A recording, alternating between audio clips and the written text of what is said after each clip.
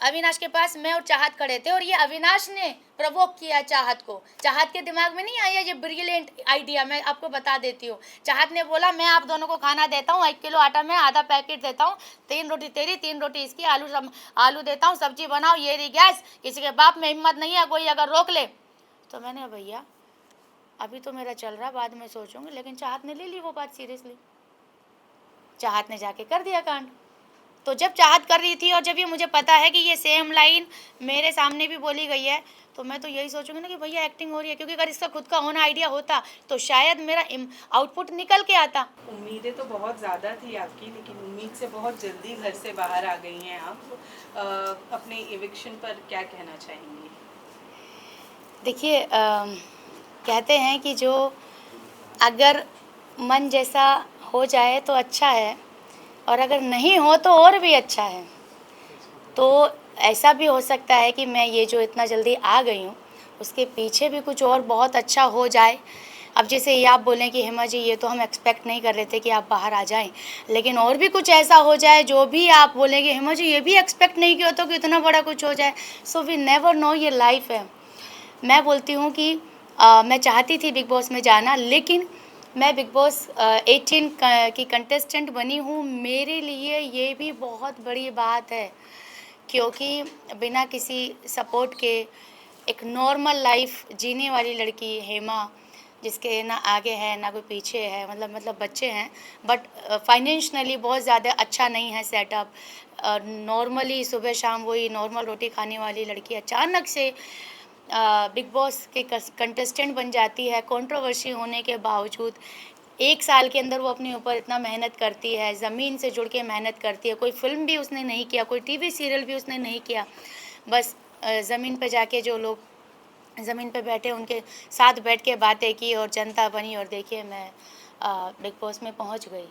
तो ये भी तो एक अचीवमेंट है ना, कि जो मैंने मेहनत की वो रंग लेकर आई। जिनके साथ में थी, जिनके साथ में पार्टिसिपेट करी थी, बाकी जो कंटेस्टेंट थे वो सब टीवी आर्टिस्ट थे, तो मैं थी, रजत थे। तो हमारे जैसे जो लोग हैं वो हम जो पहुंचते हैं अपनी लाइफ की कहानी के साथ पहुंचते हैं, ना कि हम इस टीवी सीरियल का फेस हैं या हम इस फिल्म का फेस हैं। तो मुझे ऐसा लगता है कि मैं अगर आज बिग बॉस में पहुंची तो ओनली बिकॉज ऑफ मेरी लाइफ की कहानी के ऊपर, कि इसकी लाइफ की कहानी इतनी इंटरेस्टिंग है। तो मैं भैया खुश हूँ, आई एम हैप्पी कि मैं वहाँ गई। 12 दिन, एक दिन जाते हैं बिग बॉस के घर में, वो भी झंडा गाड़ते हैं, लिख देते हैं कि भैया 1 दिन में रह के आए। मैं 12 दिन रह के आई हूँ, एक एक चीज़ें देखी हैं, साफ़ भी करके आए हैं टॉयलेट, ऐसी बात नहीं है। तो आपने जब कंट्रोवर्सी आपकी क्रिएट हुई थी, तभी आपने कहा था हाँ मनीषा रानी जैसे लोग जा रहे हैं, मुझे कोई दिलचस्पी नहीं है बिग बॉस में जाने की। लेकिन अब जब आपको अपॉर्चुनिटी मिली थी तब आपने हाँ क्यों कहा, जब आपने पहले मना किया था कि आपको नहीं जाने में इंटरेस्ट है। इसी कंट्रोवर्सी को लेकर मैं और जोड़ना चाहूँगी कि आपने सलमान खान को लेकर भी बहुत सारी नेगेटिव चीज़ें कही थी, तो फिर ये अपॉर्चुनिटी कैसे? यस, देखिए ऐसा है कि OTT 3 के लिए मेरी बात चली थी जो अनिल कपूर जी कर रहे थे, और उसमें भी इसलिए गई थी कि चलो भैया उसमें सलमान जी नहीं कर रहे तो क्या पता मेरा हो जाए। तो मैं जब गई तो वहाँ पे उनको लगाया लड़की के अंदर दम है, इसको OTT के लिए नहीं रखते हैं, इसको कलर्स के लिए रखते हैं। ये बात है मई की। मई से मेरा जो सफ़र रहा है पूरे 6 महीने रहा है, और 6 महीने में हमेशा मैंने जब भी मैं इंटरव्यू के लिए गई कभी भी किसी को निराश नहीं किया। दूसरी बात मनीषा रानी की, आई थिंक मनीषा रानी के बारे में मैंने अगर कभी बोला हो, क्योंकि मनीषा से मेरी कोई पर्सनली दुश्मनी नहीं, मैं मिली भी नहीं हूँ सामने से, और मुझे पता भी नहीं वो क्या करती हैं, मतलब करती थी, अभी तो भगवान की कृपा से she is doing really good. Manisha के ऊपर कभी मैंने अगर बोला हो तो मेरे को सोच में मैं पड़ जाऊँगी कि मैंने क्यों बोला होगा। रही बात सर की, सलमान सर की, तो भैया उनसे तो मैं मिलना चाहती थी, इसी चक्कर में तो दबंग 3 कर ली हमने, और फिर भी नहीं मिले। लेकिन भैया क्या करें, प्यार इतना, सम्मान इतना है, और बिग बॉस में जाना है, अपनी कहानी बतानी है। तो big boss biggest reality show है, तो जब कुछ करना है तो बिगेस्ट ही करते हैं। अब बिगेस्ट में भाईजान भी आ जाते हैं, हमने तो अनिल कपूर जी वाला किया था, हम तो डर भी रहते कि हमारा तो होगा भी नहीं। लेकिन जब आपकी नीयत साफ़ होती है, जब आप मेहनत करते हैं, ईमानदार होते हैं, तो वो चीज़ मिल जाती है। हम तो बात सेल्फी के कर रहे थे, हम तो बराबर में खड़े होकर बातचीत करके आए हैं, हम तो रह के आए हैं और हिस्ट्री बना दी है। तो जो आपने बात बोली है वो प्री प्लानिंग कुछ भी नहीं था। आज अब मेरा इंटरव्यू ले रहे हैं, अब मैं यहाँ पे किसी और का नाम बोल दूँ तो भैया वही अपलोड हो जाएगा, फिर कभी जब दोबारा इंटरव्यू होगा तो उसके शख्स के बारे में बोला जाएगा। तो वो इंटरव्यू भी वैसे ही था, वीडियो थी वायरल भाभी की बात की, लेकिन वहाँ पे जिक्र आ गया दबंग थ्री का और वो किस्से का, और हमने बता दी हकीकत जो हुआ था। उसमें हमारे आँख में से आंसू भी निकल गए, वो अपलोड हो गया, तहलका मच गया। तो हमको तो ये बोला था कि अब तुम्हारा करियर ख़त्म। मैंने बोला था, मैंने कहा भैया करियर मेरा सलमान खान ही बनाएंगे, और उस बीच में मैंने कोई काम नहीं किया। लेकिन आपने उस इंटरव्यू में आपने कहा था कि उनके बाउंसर ने आपको लेने हाँ, नहीं दिया। exactly, हाँ। तो जो अभी आप अंदर थे बिग बॉस में, तो आपने सलमान से क्यों बात नहीं शेयर किया? किया? नहीं की ना, क्योंकि सलमान जी ने पूछी नहीं। तो जब सलमान जी ने पूछी नहीं तो मैं होती कौन हूँ ये बात सामने से रखने वाली। सलमान जी को तो जब मैंने बोला मैंने दबंग थ्री किया तो उन्होंने बोला अच्छा दबंग थ्री किया आपने। तो जब उनको यही नहीं पता तो वो मुद्दा क्या पता होगा। लेकिन आपको क्या लगता है कि आपके साथ, लेकिन आपको लगता है कि आपने जो एक्सपेक्ट किया था वही आपके साथ स्टेज पर हुआ, आपके साथ जस्टिफाई हुआ? आपको लगता है प्रीमियर वाले एपिसोड में आपके साथ जस्टिफाई हुआ? आपने जो बाहर बातें की थी कि सलमान खान आपसे बात नहीं कर रहे, मिले नहीं, ये नहीं हुआ, वो नहीं हुआ, लेकिन हमें एज अ व्यूअर हमें नहीं लगा कि आपकी बातों को सुना भी गया है वहाँ पर। लेकिन आपको क्या लगा हुआ वहाँ पर आपके साथ जस्टिफाई हुआ स्टेज पर? हाँ, मुझे ऐसा लगता है सलमान जी मेरी जो बातें मैं कह रही थी बराबर सुन रहे थे। इसी चक्कर में तो उन्होंने मुझे पूछा कि अच्छा ये बताइए आपका नाम क्या है, आप हैं कहाँ से। फिर उन्होंने शादी वाली बात भी मेरी पूरी बराबर से सुनी है, तो उन्होंने पूरा अटेंशन दिया है। बात यहाँ तक की आई है कि आप तो बड़ी सुंदर, आप कैसे बोलती हैं। तो आई थिंक मेरा इंट्रोडक्शन बहुत अच्छे से हुआ था। क्लिप क्या गई है इंट्रोडक्शन में मुझे पता नहीं, वो मैंने देखी भी नहीं है। मैंने उनके साथ डांस भी किया, मतलब मैंने बोले तो उन्होंने मुझे पूछा आप वायरल भाभी बन के जा रही हैं, आप वायरल भाभी क्यों हैं। तो मैंने बताया अच्छा अब बात बच्चे की आती है, फैमिली मेम्बर कौन है, कहाँ से हैं आप, सारी बातें आई हैं। अच्छा खासा मेरा इवन मेरी सिंगल एंट्री हुई है जबकि 2-2 लोगों की हुई थी, बट आई एम ब्लेस्ड कि मेरे अकेले की हुई है। मैंने क्या वायरल भाभी बन के क्या क्या करेंगी, अंदर खाना बनाएंगे तो कैसे करके दिखाइए, मैंने करके दिखाया। झाड़ू लगाएंगे तो कैसे करेंगे, करके दिखाइए। अच्छा जिम करेंगे साड़ी पहन के तो करके दिखाइए। I did everything and he was very happy. और बहुत लंबा कॉन्वर्सेशन हुआ, और इवन यहाँ तक भी हुआ कि मैंने बोला कि हाँ कि मैंने सुना आप लक्ष्मी हैं, आपके पैर लक्ष्मी हैं। मैंने कहा हाँ ऐसा बोलता है। फिर मैंने अपने पापा की स्टोरी सुनाई, ये सब वो सब। बोले अच्छा ओके, उनको कुछ मान के आप, मैंने सुना आप हेमा मालिनी जी के, आपको पसंद है हेमा मालिनी, आपके कहीं मैंने इंटरव्यू में सुना था। तो मैंने कहा मेरा नाम भी Hema, so thank you to my parents कि उन्होंने मेरा ही नाम हेमा रखा, तो बड़े खुश हुए। तो मेरा बहुत लंबा कॉन्वर्सेशन उनके साथ हुआ है इंट्रोडक्शन इस पे स्टेज पे। बट ये वाली बात कहीं नहीं हुई कंट्रोवर्सी वाली। जब अगर वो पूछते तो मैंने जिस कॉन्फिडेंस के साथ ये बातें बताई हैं मैं वो भी बताती कि सर मैं सिर्फ आपसे मिलना चाहती थी। मतलब ये है कि सलमान सर तक जो बात पहुंचती है, मतलब उनको पता ही नहीं था, और कहीं ना कहीं आपको भी ये लगा कि सलमान खान की इमेज को लेके आप, मतलब आपको लगा कि गलत है सलमान खान की। सलमान जी खान जी की इमेज को लेके मैंने कभी किया ही नहीं। उनके जो आसपास रहते हैं उनके बारे में मैंने हमेशा बोला। सलमान जी को मैंने कभी सलमान जी, मैं थोड़ा ना, सलमान जी ने मेरे को धक्का मारा। ये तो फिर जब थंबनेल बनते हैं तो भैया फिर गर्दन यहाँ सलमान जी का एक थंबनेल लगाया हुआ है, उनके हाथ में तलवारें मेरी गर्दन है। बताओ भैया इतना खतरनाक कर दिया तुमने कांड। उसको देख के मैं डर गई कि बताओ यार, खौफ सलमान खान। अरे भैया मैं सही से लगा लेता यार। तो चीज़ें आपको पता है कैसे निकलती है, क्या बोलते हैं और क्या निकल के आती है। अच्छा बिग बॉस जर्नी की अगर मैं बात करूं तो आपको लगता है जिस तरीके की पर्सनैलिटी आप है जो अभी तक हम जान पाए हैं, अगर आप इंडिविजुअल गेम खेलती तो शायद अभी तक घर में टिकी रहती, भेड़ चाल में चलने की वजह से आप जल्दी घर से बाहर आ गई? नहीं, भेड़ चाल तो मैंने कभी चली नहीं, क्योंकि मैंने कभी इधर की उधर की नहीं। मैं इसके साथ बैठी इसकी सुनी, इसके साथ बैठी इसकी सुनी, अरे भैया इसको भी खाने की पड़ी है, इसको भी खाने की पड़ी है। और वहाँ पे ना ग्रुप बना लिया। चूँकि मैं अपनी इंडिविजुअल लाइफ बाहर से खुद जीती हूँ, ना मायका है ना ससुराल में, अपना डिसीजन खुद लेती हूँ, अपनी लाइफ खुद चलाती हूँ। तो मेरा वही है कि जो मेरे को सही लगा मैं इसके पास जाके बैठी। वहाँ पे क्या हो रहा है, ग्रुप चल रहे हैं। अब किसको नॉमिनेशन डालना है, यार इसका ये ठीक नहीं है, तो अगर तुम ये आपके साथ है तो आपका झगड़ा होगा तो ये साथ में आएंगे। तो भैया जब यहाँ तुम्हारे ग्रुप चल रहे हैं, मेरा तो झगड़ा किसी से नहीं है, तो मैं फटे में टांग क्यों अड़ाऊँ। जब मेरी बात आई, जब मैंने सोचा कि इनकी तो ईगो ही ख़त्म नहीं हो रही है, राशन ही नहीं मिल रहा है, ये कोना पकड़ के सॉरी बोल रहा है, वो बोल रहा है मेरी ईगो ख़त्म नहीं हो रही, जब मेरा पारा फूटा, अरे भैया तुम लोगों ने कमाल कर दिया, खाना खाना खाना खाना, उसको राशन क्या मिला, उसको लगा मैंने संसार जीत लिया। मुझे भी खाना मिला था, मेरे भी अंदर भी लालच आया था, लेकिन बाद में वो खत्म हो गया अगले दिन ही कि भैया अब जेल से बाहर निकालो, राशन पकड़ो, मुझे जेल से बाहर निकालो। बट आई थिंक अविनाश ने वो कैरेक्टर बहुत सीरियसली ले लिया। मैं बाहर लोगों को खाना बांटती हूँ, और जब मैंने एक ही दिन, जब मुझे लगा मेरे अंदर पावर आ गई है, अब मैंने एक दिन खाना कंट्रोल किया, तो मैंने देखा यार भूखे मर रहे हैं वो तो आपस में, अरे यार आज खाना कम मिला, मैंने कहा भैया मैं खाना कम नहीं दे सकती, ये खाना लो, बिग बॉस ने खाना खिलाने के लिए ही भेजा है। अगर मैं आप लोगों का बिग बॉस को खाना दिया हुआ आप लोगों को नहीं दूंगी तो ये गलत बात होगी। गेम अपनी जगह, खाना अपनी जगह। तो मैंने मन का आज क्या बनाना है, राजमा, हाँ भैया राजमा लो। तो फिर जब चाहत को खाना बनाने तब आपने आवाज क्यों नहीं उठाई? अब मैं इसकी बात बताती हूँ, क्योंकि अविनाश के पास मैं और चाहत खड़े थे, और ये अविनाश ने प्रवोक किया चाहत को। चाहत के दिमाग में नहीं आया ये ब्रिलियंट आइडिया, मैं आपको बता देती हूँ। चाहत ने बोला मैं आप दोनों को खाना देता हूँ, 1 किलो आटा मैं आधा पैकेट देता हूँ, 3 रोटी तेरी 3 रोटी इसकी, आलू देता हूँ, सब्जी बनाओ, ये रही गैस, किसी के बाप में हिम्मत नहीं है कोई अगर रोक ले। तो मैंने भैया अभी तो मेरा चल रहा, बाद में सोचूंगी, लेकिन चाहत ने ले ली वो बात सीरियसली। चाहत ने जाके कर दिया कांड। तो जब चाहत कर रही थी और जब ये मुझे पता है कि ये सेम लाइन मेरे सामने भी बोली गई है, तो मैं तो यही सोचूंगी ना कि भैया एक्टिंग हो रही है, क्योंकि अगर इसका खुद का होना आइडिया होता तो शायद मेरा आउटपुट निकल के आता।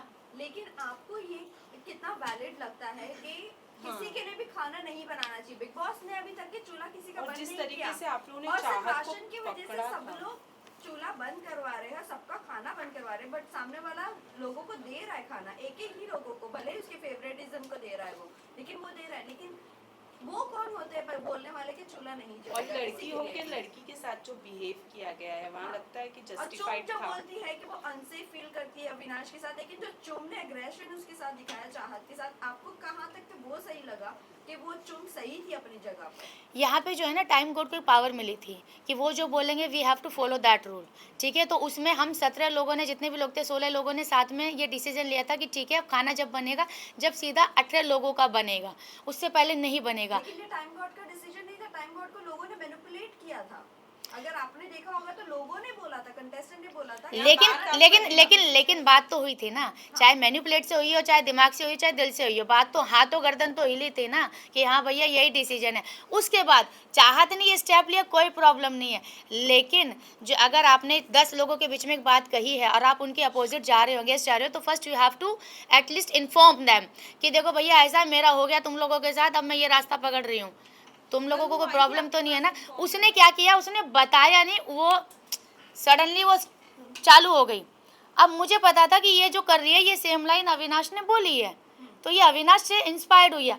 अभी क्या हुआ, अभी तक तो पहले अविनाश दुश्मन था इसका, क्योंकि चाहत पांडे ने ये किया वो किया, लेकिन जब से अविनाश अंदर गया भैया इनकी दोस्ती ज़्यादा ही गहरी हो गई, मुझे समझ नहीं आया। तो ये भी क्या मसला है समझ नहीं आया मुझे, चलो वो भी ठीक है।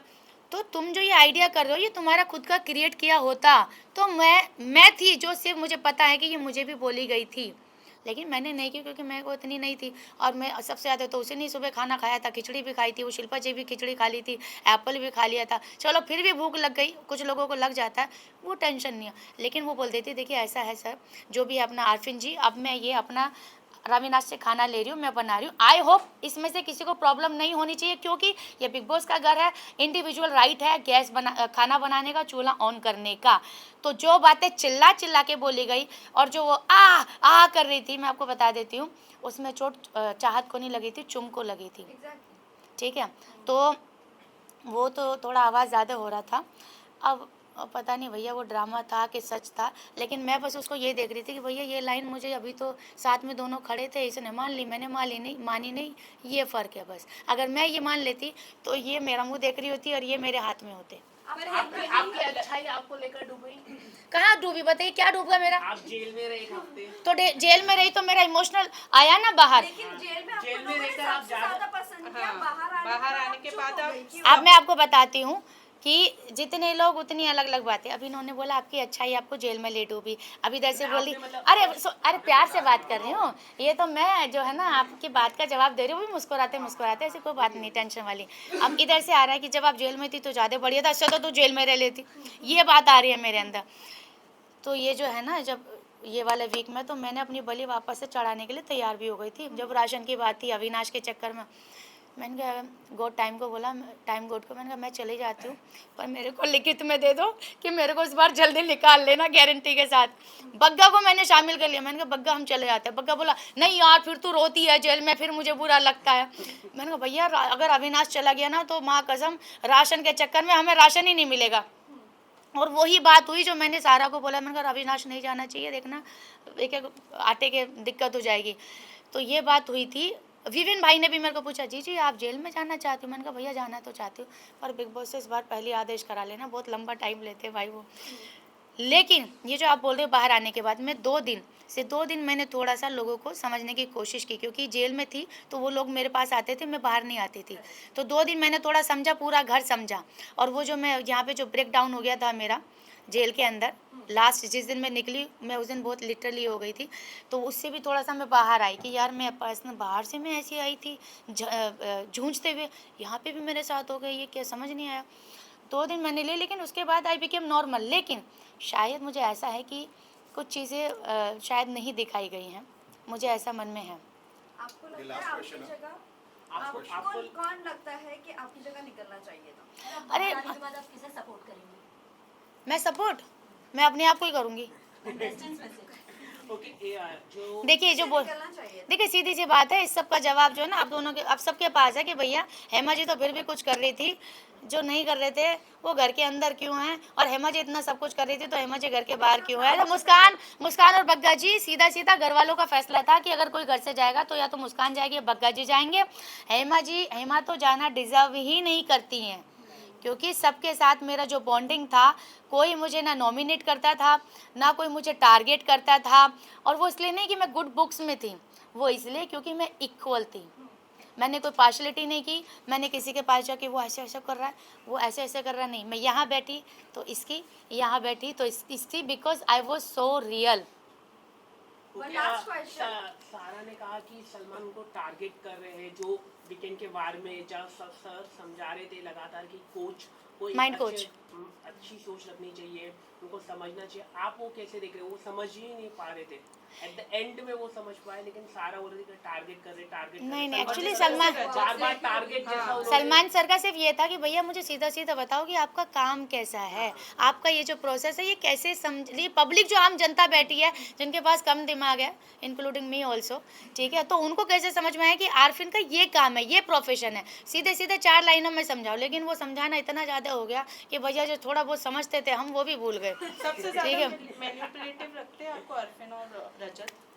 हाँ सही बात है, क्योंकि जैसे उनको दिखता है ना कमज़ोर लग रहा है, रो रहा है, अरे तू रो नहीं सकता, तू वीक नहीं है, तू बहुत स्ट्रॉन्ग है, तो ये बिल्कुल no no no no you can't do this, you can't do this. हमें लगता है भैया कितना अच्छा आदमी, मेरे को भी लगा है ऐसे मेरा बहुत सपोर्ट किया उन्होंने। और रजत का क्या, और रजत का भैया चौड़े में आ जाओ, तसल्ली कर लो, पाड़ लो, उखाड़ लो, उसका वही ख़त्म नहीं होता भैया। One last आप question. टेलीविजन शो करना Last पसंद question, करेंगे? guys. टेलीविजन शो करना पसंद करेंगे आप आने वाले दिनों में, अगर आपको मौका मिलता है कलर्स के द्वारा कुछ शोज आपको ऑफर किए जाते हैं? मतलब आप बात भी ऐसी पूछ रहे हो कि मतलब जिसका कोई हाँ बोलने के अलावा सवाल ही नहीं है, कोई दूसरा आंसर ही नहीं है, और इतने कुछ नहीं बोल रहे भैया, आप ही बोल रहे हो, लंबी चौड़ी लिस्ट आपके पास ही है, माँ कसम। बिग बॉस हाउस में आप जाना बताएं। वापस पसंद करेंगी? लगता है बिग बॉस में जाने मिलेगा आपको? अगर आपको मौका मिले वाइल्ड कार्ड कंटेस्टेंट बन के जाएंगे आप? देखो ऐसा है कि मेरी जनता है बहुत नाराज़, और कोई भी ये एक्सेप्ट नहीं कर रहा है कि हेमा बाहर आना डिज़र्व करती है, वो भी फर्स्ट कंटेस्टेंट। और भैया सीधी सी बात है, जो घर में बैठे हैं वो जब तुम वैसे भी कुछ ना कर रहे तो बाहर ही आओ। जब करना ही नहीं है कुछ, तो जो थोड़ा बहुत कुछ करने के लिए गई थी भाई, नाचना गाना, और अब तो हमने एक्शन भी कर दिया, और ऐसा एक्शन किया कि हमारी तो ओरिजिनल आवाज़ ही चलेगी। तो ये किया रियल एक्शन इसको बोलते हैं कि जिसमें कुछ डैमेज तो हुआ, बाकी तो सब ऊपर ऊपर से कर रहे थे। तो जो आपने बोला ना, अगर ये होता है तो ये जनता अगर करेगी कि नहीं यार बिग बॉस अगर मुझे वापस से गोल्डन अपॉर्चुनिटी देते हैं कि हेमा बिग बॉस चाहते हैं कि तुम वापस आ जाओ, जेल में नहीं, बिग बॉस जेल में नहीं, थोड़ा सा खुले मैदान में, क्योंकि मुझे अपने बारे में बताने का मौका नहीं मिला, बहुत जल्दी में आ गई। और मैं बहुत सारी उम्मीदें लेकर गई थी। तो अगर बिग बॉस चाहेंगे तो डेफिनेटली हम बढ़िया साड़ी लेके जाएंगे फिर से। One last question. कल रजत और विवियन को कंट्रोलिंग के लिए बताया गया था, बुलाया गया था। सबने लीडरशिप के लिए चूज किया रजत को। सब चाहते हैं कि घर का कंट्रोल होना चाहिए रजत के हाथ में। डू यू थिंक रजत उतने डिजर्विंग है विवियन के अकॉर्डिंग? ऑल्सो यहाँ पर रजत जब उनसे पूछा गया था कि जिस तरह अविनाश ने लोगों को सिर्फ बोला था कि क्लैरिफाई करने के लिए और सॉरी भी नहीं बोला था और खाने के लिए बस बंद किया था, तो लोगों का इतना था और रजत ने यही कहा था कि मैं खाना बिल्कुल भी नहीं देता। तो आपको लगता है वो हानिकारक नहीं है घर वालों के लिए और वो डिजर्विंग है कंट्रोल करने के लिए? और जबकि वोट भी उन्हीं को ही मिले हैं, मतलब वही जीते हैं। देखिए ऐसा है कि हर हफ्ते ना सबका हिसाब होगा और बराबर से होगा। ये कुर्सी आज है, अगले हफ्ते तुम्हारी नहीं होगी भैया, तो इस कुर्सी को आज ही आज संभाल ले, या तो इसको सर पे रख ले, या तो इसको बैठ ले, या इसको इस्तेमाल कर ले, तेरे हाथ में। ठीक है, ये रजत के हाथ में भी आई है। जिन लोगों ने अब रजत को वोट दिया है, उम्मीद जो सोच के दिया है वो कितना खरा उतरेगा। मैं तो बाहर बैठी हूँ, जो अंदर बैठे उनको साफ दूध का दूध पानी हो जाएगा। अगले हफ्ते उनकी आँख खुल जाएंगी और उनको समझ में आ जाएगा कि भैया अब अगली बार रजत को देना भी है या विवियन को देना है, या दोनों में से किसी को नहीं देना है, कोई तीसरा उम्मीदवार खड़ा करना है।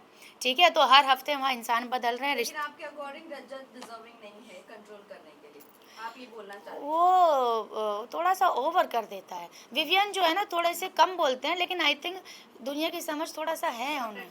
हाँ, मुझे ऐसा लगता है, क्योंकि ये भी ज़रूरी है, क्योंकि कभी कभी बहुत जल्दी बोल देना भी ना वो बोलने के लिए अच्छा होता है, पर डिसीजन के लिए आई थिंक वो नहीं होता है ठीक। Thank you so much. Thank you everyone. आप फोटो अच्छा लेना मेरा, क्योंकि आपने सवाल बहुत पूछे हैं मुझसे। यहाँ पे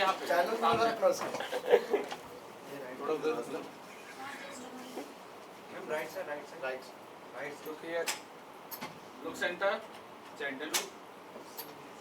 look here let me sit सामने आपके left to right कर लो सेंटर right में देखिए ना look center Hima ji right to left आप देखिए। इधर बिग बॉस हैप्पी मॉर्निंग है, ये आप सबके लिए है, क्योंकि हम तो सुबह करके करते ही थे, समझे। पास्ट प्रेजेंट भविष्य हो। मुझे गाना याद हो गया था, मैं सिर्फ ऐसी थी कंटेस्टेंट, वो किसी को मैंने देखा रील में, मेरी आवाज़ में पूरा गाना भी लगा दिया, मेरे और बग्गा जी की आवाज़ में, जब हम जेल में थे। तो ऐसा है भैया, सब सोते सोते रहते थे, मैं ही थी खाली, बस उठ के चालू हो जाती थी और मुझे फॉलो भी करते थे। तो जो इंसान सुबह उठ के स्टार्ट हो सकता है जो एनर्जी के साथ, समझ लो, तो सोचो पूरे दिन उसकी क्या एनर्जी होती होगी। और वो बात अलग है, बातें ना बताई गई ना दिखाई गई, पर कोई बात नहीं, सबका हिसाब होगा, बराबर से होगा। चलो थैंक Thank you.